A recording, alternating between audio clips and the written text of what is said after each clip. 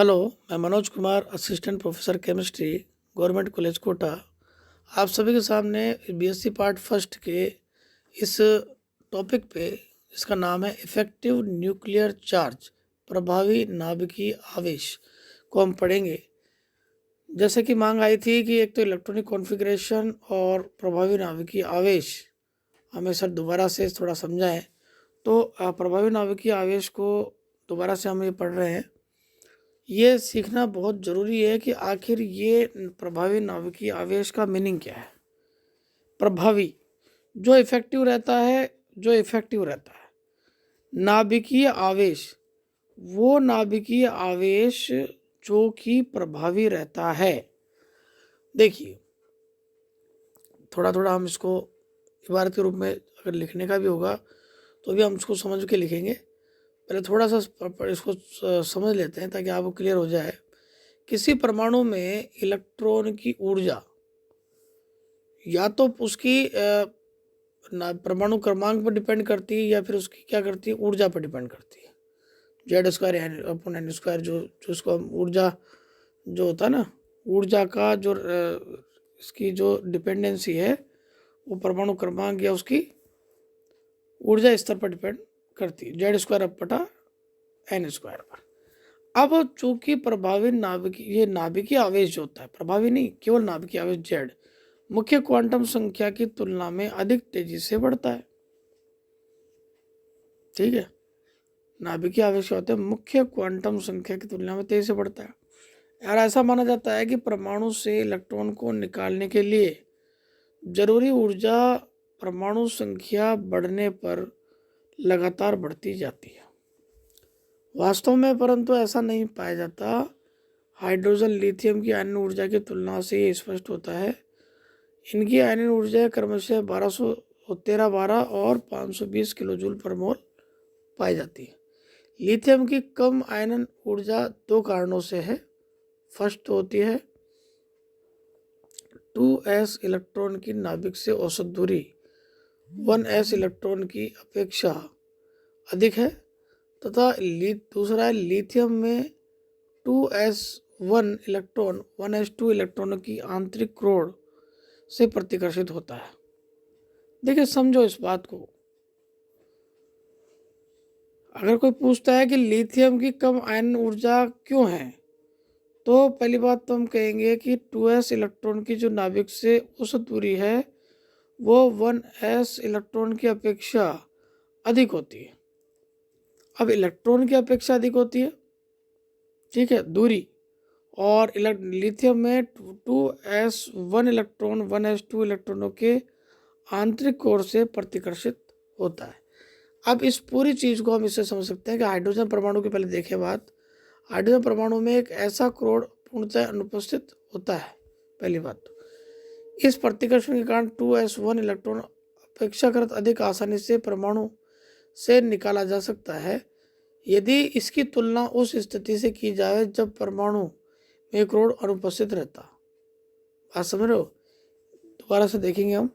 इस आंतरिक कोण प्रतिकर्षण को दो शब्दों में आंतरिक इलेक्ट्रॉनों द्वारा नाभिक का परिरक्षण या आवरण कहा जाता है, जिसके कारण हम इसको सरल भाषा में भी समझेंगे भी, परंतु आपको एक चीज आपको एग्जाम में लिखना भी कैसे है वो भी आपको ध्यान देना बहुत जरूरी है कि संयोजी इलेक्ट्रॉन नाभिक में उपस्थित कुल धनीय आवेश के एक अंश को ही अनुभव करता है, क्योंकि संयोजी इलेक्ट्रॉन पर लगे प्रतिकर्षण और आकर्षण बल परस्पर विपरीत दिशा में कार्य करते हैं।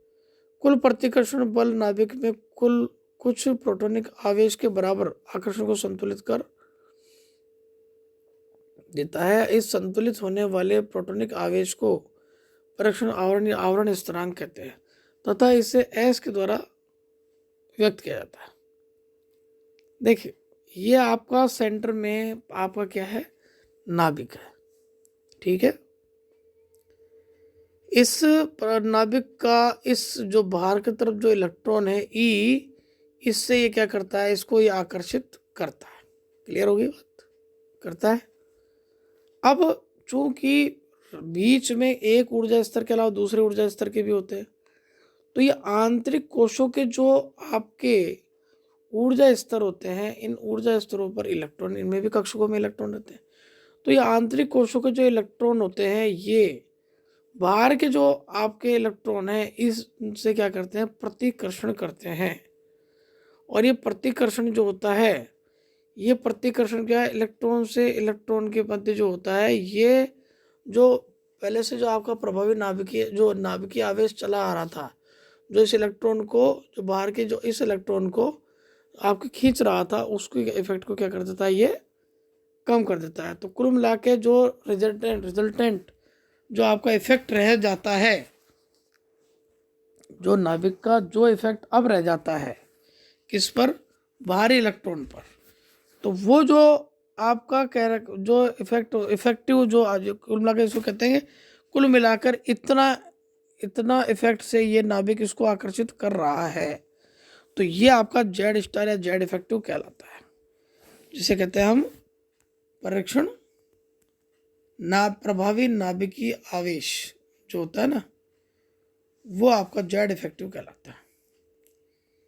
देखिए, इस प्रकार अन्य इलेक्ट्रॉन की उपस्थिति में कोई इलेक्ट्रॉन उतने नाभिकीय आवेश का आकर्षण अनुभव नहीं करता जितने वास्तव में नाभिक में उपस्थित होते हैं। भाई जाहिर से बात है, मान लो 100 अगर उसको खींच रहा था, बाहर के इलेक्ट्रॉन को अगर नाभिक 100 की गति से खींच रहा था, तो प्रतिकर्षण के कारण क्या होता है, ये इसे कुल मिला के 50 से 60 जो होता है ना, उस इतने कम स्पीड पे ही खींच पाएगा। अर्थात जेड इफेक्टिव जो भी होगा, वो जो वास्तव में जो इफेक्ट होता है उसका नाभिक का, उससे तो कम होता है। हमेशा क्या होगा, कम होगा, ज़्यादा नहीं होगा ये। ठीक है, एक इलेक्ट्रॉन जेड से कम नाभिकीय आवेश का प्रभाव अनुभव करता है, जिसके कारण इसे प्रभावी नाभिकीय आवेश कहते हैं।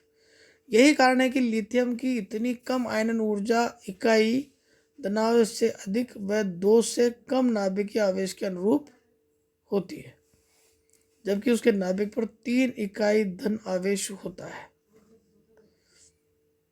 ध्यान दें, हम अभी इसको कितना इफेक्टिव चार्ज होगा इसको निकालना में हम सिखाएंगे। देखिए, किसी विशेष इलेक्ट्रॉन के लिए प्रभावी नाभिकीय आवेश उस इलेक्ट्रॉन के एल के मान तथा अन्य इलेक्ट्रॉनों की मुख्य क्वांटम संख्या पर डिपेंड करता है। मतलब कि ऐसा अनुमान लगाया जा सकता है कि भारी तत्वों के नाभिकों में जेड का मान अति उच्च होने के कारण वे अपने भारतम इलेक्ट्रॉनों को अत्यधिक बल से आकर्षित करेंगे। लेकिन यह देखने में आया है कि निम्नतम कोशों से जुड़ा हुआ प्रत्येक इलेक्ट्रॉन एक प्रोटॉन के प्रभाव को लगभग नष्ट कर देता है। इस कारण जेड उच्च होने पर एस का मान भी उच्च हो जाता है, इसे प्रभावी नाभिकीय आवेश में अभिवृद्धि नहीं हो पाती है। आपका कोई भी इफेक्ट जेड इफेक्टिव होता है तो उसको निकालने के 2-3 इसमें तरीके हैं। सबसे पहले जैसे ये एग्जाम्पल नंबर उदाहरण नंबर 5 अगर लेते हैं तो हम उसके हिसाब से देखेंगे। ये कह रहा है कि नाइट्रोजन तथा जिंक के संयोजी इलेक्ट्रॉनों तथा जेड जिंक के 3D इलेक्ट्रॉनों के लिए स्लेटर नियम के द्वारा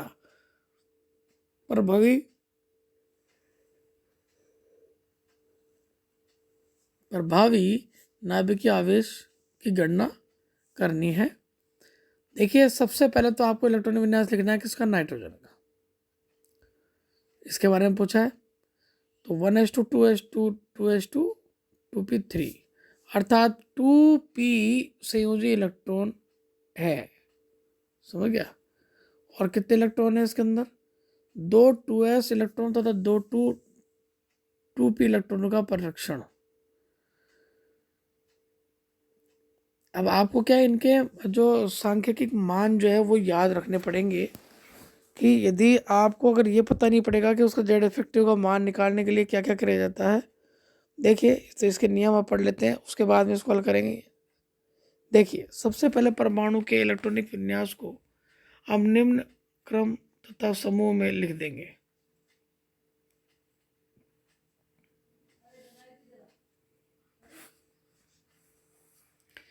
सबसे पहले क्या है, जैसे आपने इलेक्ट्रॉनिक विन्यास था इसको, तो इसमें क्या है, एस एस के पी पी ऐसे नए करके केवल आपने काम क्या किया, कि आपने यदि समान अगर दो दो के आपने क्या किया 1s फिर 2s2p जो अर्थात दो एक कक्षक जो ऊर्जा स्तर 2 का चल रहा था उस 2 को एक साथ ले लिया, 3 को एक साथ ले लिया, 4d 4s और 4p।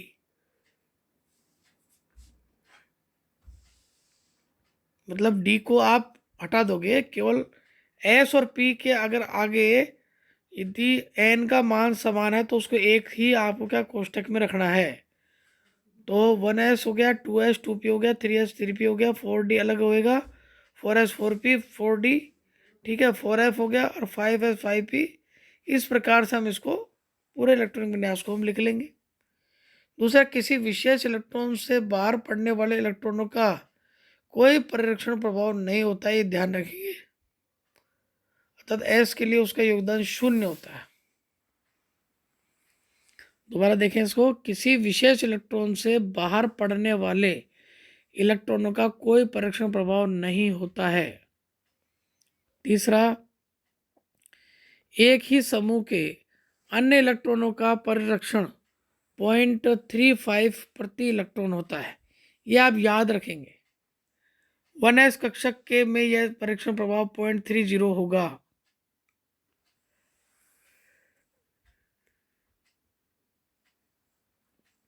s और p इलेक्ट्रॉनों के लिए n-1 कोश के प्रत्येक इलेक्ट्रॉन का परिरक्षण 0.85 और n-2 कोश के लिए तथा इससे अधिक अंदर की ओर पाए जाने वाले इलेक्ट्रॉनों का n-3 n-4 आदि कोश का परिरक्षण कितना हो जाएगा, 1 हो जाएगा। 4d और 4f इलेक्ट्रॉन के लिए सभी जो अंतर्भूत समूह का परिरक्षण जो एक इलेक्ट्रॉन होता है। ये इसके कुछ नियम है। स्लेटर के इन सभी नियमों के आधार पर जब हम इस का गणना करेंगे तब हम समझ में आएगा। देखिए यहाँ पर भी क्या हुआ, सबसे पहले तो हमने इलेक्ट्रॉनिक विन्यास को इस क्रम में बांट लिया कि अगर अगर एस से पहले एक क्या है, इसका ऊर्जा स्तर का जो मान है 1 है, n बराबर 1 है तो 1s2 इसको एक ब्रैकेट में ले लिया, n बराबर जब 2 आएगा तो s और p वाले कौन कौन से हैं, 2p2 2p3 इसको हम एक साथ रख देंगे जोड़े में। अब चूंकि इसका आगे का मान खत्म हो जाता है, अर्थात क्या करें 2p संयोजी इलेक्ट्रॉन आपका होता है, ठीक है। ये 2p क्या है, संयोजी इलेक्ट्रॉन, अर्थात सबसे आउटर ऑर्बिटल जो होगा सबसे बाहर का 2p3 है इसमें, तो ये क्या हो जाएगा अपना आप 2p संयोजी इलेक्ट्रॉन हो जाएगा। यदि इसका आगे मान लो d का होता तो संयोजी इलेक्ट्रॉन का होता d का होता, दो अर्थात दो 2s इलेक्ट्रॉनों तथा दो 2p इलेक्ट्रॉनों का परिरक्षण कैसे होगा, इनका परिरक्षण का हम गुणा कर लेंगे। अब पता है 2s का और 2p इलेक्ट्रॉनों का परिरक्षण हम कैसे करेंगे, 4 गुणा 0.35। देखिए ये फिक्स है, 0.35 फिक्स है। अब दो इलेक्ट्रॉनों और दो पिक, अब देखो यहाँ पर दो s इलेक्ट्रॉन 2s इलेक्ट्रॉनों का, तो 2s इलेक्ट्रॉनों में क्या होता है, ये आपका जगह तथा दो 2p इलेक्ट्रॉनों का, ठीक है। तो इन दोनों का मिलाकर कितना हुआ, चूँकि इनका 0.35 से मल्टीप्लाई करेंगे 2 + 2 अर्थात 4 की, तो इसका मान निकाल लिया। अब आता है एक ब्रैकेट का एक बार मान निकालना है। जो इसके बाद पहले वाला पैकेट था वो क्या था, 1s2 इलेक्ट्रॉनों का परिरक्षण, ये भी 2 × 0.85 के मल्टीप्लाई से हो जाएगा। अब आता है परिरक्षण स्थिरांक S। तो आपको इतना तो पता लग गया कि अगर आपका परिरक्षण और ये जो 2s और 2p का परीक्षण, इन तीनों पहली बात है इन दोनों को जोड़ना पड़ेगा टोटल परीक्षण निकालने के लिए। अब परिरक्षण का पता लग जाएगा तो उसके बाद में हम सूत्र डालेंगे Z* बराबर Z-S। चूँकि जिंक का इलेक्ट्रॉनिक कॉन्फ़िगरेशन जो है उसमें को लिखने में बड़ा लिखा खाता है और उसमें ये पता है हमको 4s के इलेक्ट्रॉन इसमें पाए जाते हैं। दूसरे 4s इलेक्ट्रॉन का परीक्षण, तो ये क्या है कि 4 × 1/0.35 हो जाएगा। और इस प्रकार से पूरा तीनों के लिए अलग अलग जो निकलेगा वो कितना आएगा, इफेक्टिव परीक्षण स्थिरांक कितना आएगा, 21.15 यहाँ प्राप्त होता है। ठीक है, और यही आपको निकालना है। कुछ जो न्यूमेरिकल आपके हैं, इस न्यूमेरिकल को ध्यान से आप देखें, समझे, तभी हम आगे बढ़ेंगे। ठीक है, और ये आपका जो इफेक्टिव न्यूक्लियर चार्ज है, इसको आप उतार भी सकते हैं, नोट्स बना सकते हैं, और इसको एग्जाम में ज़रूर माने कि ये आपके कोर्स में आएगा। ठीक है, जब तक के लिए थैंक यू।